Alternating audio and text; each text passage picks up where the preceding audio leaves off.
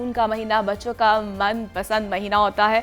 पता है क्यों? क्योंकि इस महीने में बच्चों को स्कूल से छुट्टियां होती हैं। जी हाँ, आजकल बच्चों को स्कूल से छुट्टियां हो चुकी हैं और बच्चे अपनी गर्मी की छुट्टियां खूब एंजॉय कर रहे हैं। बच्चों में टेक्नोलॉजी का इस्तेमाल बहुत बढ़ चुका है।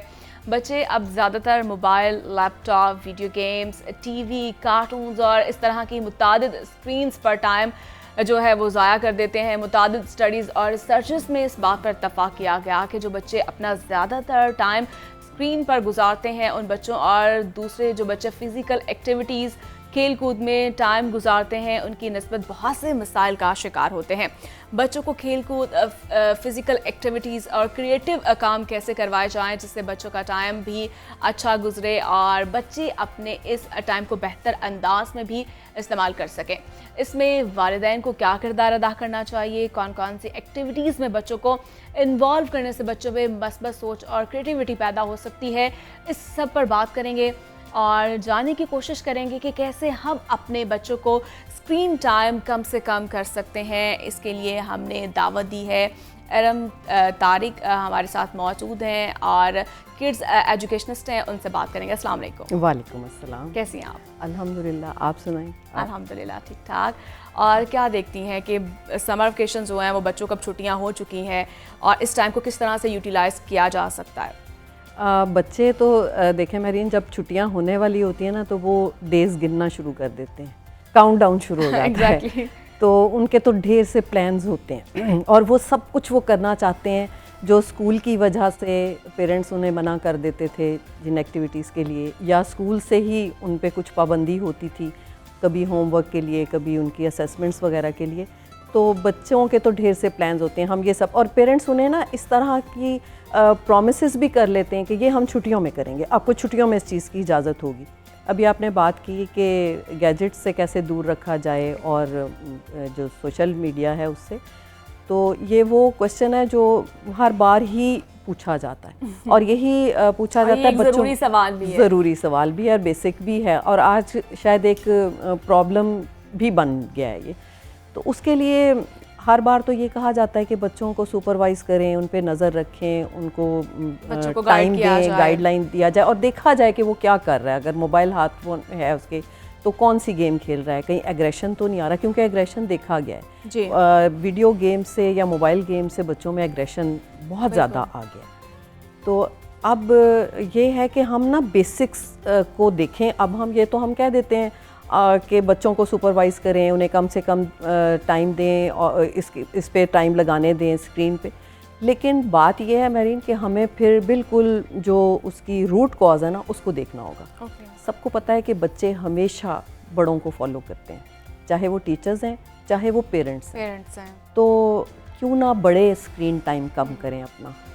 जब बड़े स्क्रीन टाइम कम करेंगे, बच्चे देखेंगे कि हमारे बड़े घर में पेरेंट्स जो हैं वो मोबाइल कम से कम हाथ में पकड़ते हैं या किसी ज़रूरत के तहत पकड़ते हैं, कोई कॉल आई है तो वो ले रहे हैं या कुछ ज़रूरी काम कर रहे हैं, तो वो भी नहीं करेंगे ऐसा।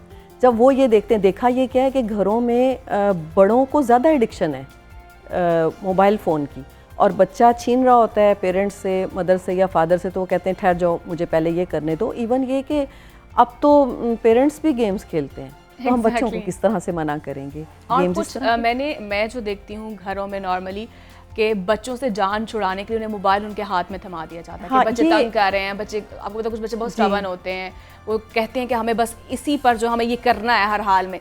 तो माँ बाप भी तो बच्चों की हर जिद जब पूरी करने लग जाएंगे तो फिर बच्चों में तो ये एलिमेंट होगा। नहीं, हर जिद पूरी नहीं करते हैं उनकी, वो ये जिद पूरी ज़रूर करते हैं, इसलिए कि इसके लिए बच्चा क्वेश्चन करता है, आपने भी तो इतनी देर पकड़ा हुआ था, आपके हाथ में भी तो था, आप भी तो गेम खेल रहे थे या आप फलां एक्टिविटी यूट्यूब पे या कहीं पे भी और कर रहे थे, तो फिर आपके पास जवाब, हाँ आपके पास जवाब नहीं होता।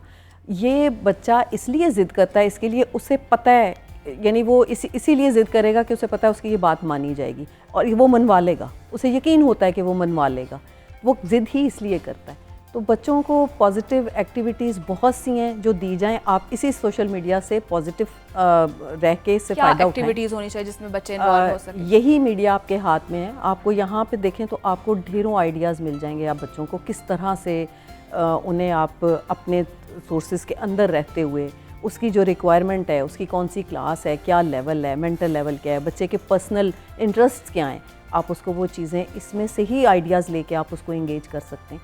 आप डिफरेंट मॉडल्स बनवा सकते हैं उससे। बच्चा थोड़ा बड़ा है, साइंस के बहुत से मॉडल्स होते हैं। किसी बच्चे को अपने टॉयज़ को तोड़ के उसमें मोटर को निकालना, और उसको बहुत से बच्चों को अच्छा लगता है। इस तरह की बहुत सी वीडियोज़ हैं। आप बच्चे को वो सामान प्रोवाइड कर सकते हैं, उसके साथ खुद बैठें और उसको फिर अप्रिशिएट भी करें, तो वो फिर ये चीज़ें, मेरा ख्याल है वो गैजेट से थोड़ा हट जाएगा और वो इन चीज़ों पे इंटरेस्ट लेने लगेगा, और जब गैजेट को यूज़ भी करेगा तो वो फिर पॉजिटिवली यूज़ करेगा। ये जो बच्चे बहुत देर तक वो गेम्स खेल रहे होते हैं और वो उससे कोई फ़ायदा नहीं है, उससे कभी भी, यानी बच्चे की स्टडीज़ में कोई फ़ायदा नहीं हो रहा उस गेम से। बल्कि आप बच्चे को देखें कि उसका जो पोस्चर होता है वो ही ख़राब है। जब वो मोबाइल यूज़ कर रहा है उसका पोस्चर ख़राब है, वो बैक सीधी करके नहीं बैठा हुआ, वो उल्टा लेट के गेम खेल रहा है। और जब वो खेल रहा है तो आप कभी ये नोटिस करें कि उसकी लेग्स जो है ना वो मुसलसल मूव करती रहती हैं और वो टेंशन में होता है किसी। तो ये ठीक नहीं है। वो छोटा सा उसका जहन होता है, उसको क्रिएटिव ही होना चाहिए, ना कि हम उसको ऐसी गेम खेलने दें कि जिसमें उसको टेंशन हो रही हो और एक एग्रेशन आ रहा है। लास्ट टाइम भी मैंने बताया था कि मैं इस वक्त डील करती हूँ बॉयज़ सेक्शन को। तो लड़कों में ये बहुत है, वो जो गेम्स में देखते हैं मार धाड़ ये वो प्रैक्टिकली करते हैं। उन्हें जब मौका मिले कि स्विच ओवर हुए, टीचर हुए, थोड़ा सा टाइम बीच में मिला है, तो वही स्टंट करने की कोशिश करते हैं।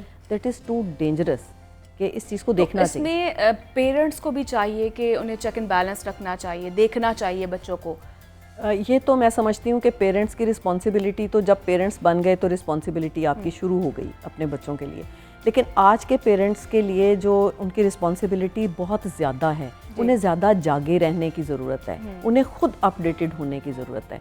और होता ये है मोस्टली मोर देन 50% मदर्स जो हैं उन्हें इस गैजेट के बारे में बहुत मालूमात नहीं है जितनी उनके बच्चे को हैं। उन्हें लॉक्स लगाने नहीं आते। आपका जो गैजेट है इसमें काफ़ी सहूलतें भी हैं कि आप चाइल्ड लॉक्स लगा सकते हैं, आप चीज़ों को रिस्ट्रिक्ट कर सकते हैं, लेकिन वो पता ही नहीं उन्हें। ये चीज़ें बच्चों को पता है, बच्चे अपनी एक्टिविटीज़ और अपनी जो हिस्ट्री है वो उनसे हाइड कर लेते हैं। तो ये डेंजरस बात है। या तो आपको इसके बारे में खुद इल्म हो तो फिर आप बच्चे को दें या सुपरवाइज करें बच्चे को। बच्चे को हर वक्त सुपरवाइज करने की ज़रूरत है। तो क्या देखती हैं आपकी ऐसी कौन सी एक्टिविटीज़ होनी चाहिए जिससे बच्चे जो है अपने पेरेंट्स के करीब रहें? बच्चे उस वक्त पेरेंट्स के करीब रहेंगे कि बच्चे के जो भी इंटरेस्ट है, कोई बच्चे को अगर ड्राइंग में इंटरेस्ट है, उसे मॉडल बनाने में इंटरेस्ट है, म्यूज़िक में इंटरेस्ट है या और बहुत सी चीज़ें, अगर पेरेंट्स खुद उसकी उस इंटरेस्ट की एक्टिविटी में खुद इंटरेस्ट लेने लगेंगे तो बच्चे इससे दूर होने लगेंगे। उन्हें वहाँ से एप्रिसिएशन मिलेगी, पेरेंट्स से एप्रिसिएशन मिलेगी, डेफिनेटली स्कूल से भी मिलेगी। जब पेरेंट्स कनेक्टेड रहेंगे कि ये इन्होंने वेकेशन में ये मॉडल बनाया है या इसने ये सीखा है, ये ड्राइंग बनाई है, तो डेफिनेटली उसका स्कूल भी उसे एप्रिशिएट करेगा। तो ये होना चाहिए। कनेक्टिविटी एक स्कूल और पेरेंट्स की बहुत ज़रूरी है। और अब तो वैसे हमारे जो स्कूल्स हैं वो कनेक्टेड रहते भी हैं, कोशिश भी है, ये इदराक है अब स्कूल सिस्टम्स में भी और पेरेंट्स में भी। और पेरेंट्स में नहीं होता तो हम लोग, मैं अपने सिस्टम की बात करूं कि हम बार बार कॉल्स करके उन्हें बुलाया करते हैं कि वो आएँ और हमसे बात करें। हम उनके बच्चे के एकेडमिक्स के बारे में बात करना चाहते हैं। बच्चे की जो मेंटल हेल्थ है उससे समझना भी बहुत ज़रूरी होता है। बहुत ज़रूरी होता है। और हर बच्चे की एक्टिविटीज़, उसके इंटरेस्ट, उसका स्टेमिना ये डिफरेंट होता है, उसकी एनर्जी लेवल डिफरेंट होता है। उसको आपने एक ही टेक्निक आप सारी क्लास पे या सारे बच्चों पे अप्लाई नहीं कर सकते, उसको देखना होता है। और उसके लिए हम लोग, मैं अपने सिस्टम की बात करती हूँ कि हम लोग पेरेंट्स को बुलाते हैं गाहे बगाहे और उनसे ये चीज़ को डिस्कस करते हैं। जब कोई हम चेंज देखें या कोई पॉजिटिविटी देखें और बच्चे से हमें ये पता चलता हो कि उसके इस इंटरेस्ट में घर वाले इंटरेस्ट नहीं ले रहे या उसके लिए सपोर्टिव नहीं हैं, तो मैं ज़रूर बुलाती हूँ पेरेंट्स को। तो पेरेंट्स जब आप मीटिंग करती हैं पेरेंट्स से, तो मोस्टली पेरेंट्स की क्या डिमांड होती है अपने बच्चे के हवाले से? उनकी डिमांड जो अभी हमारा ये है, जो एक मेजर हमारे जो बच्चों का तादाद है वो मैट्रिकुलेशन में जाती है। तो मैट्रिकुलेशन का जो स्टाइल ऑफ स्टडीज़ है वो एंटायरली डिफरेंट है लेवल्स से। लेवल्स में आपको काफ़ी एक्टिविटीज़ मिल जाती हैं या बिल्कुल ही डिफरेंट है। लेकिन हमने जो एक ज़्यादा लोग हैं जिस स्टडीज़ में आ रहे हैं, हमने उन्हें देखना होता है। तो जो हमारे पेरेंट्स हैं मोस्टली वो क्रैमिंग पे, रिज़ल्ट पे, उस पर ज़्यादा फोकस करते हैं। रिज़ल्ट बुरा क्यों आया, लास्ट टाइम तो इसका 90% था, इस बार ये 80s में क्यों आ गया, उनका फोकस इस तरफ होता है। और वो वजूहात जो उसकी हो सकती हैं उसको वो कम ही समझ पाते हैं, फिर उन्हें वो चीज़ बतानी पड़ती है कि आपका बच्चा किसी वजह से, कोई आपने ही एप्लीकेशन आई थी, कोई शादी में बिज़ी था, तो कोई क्या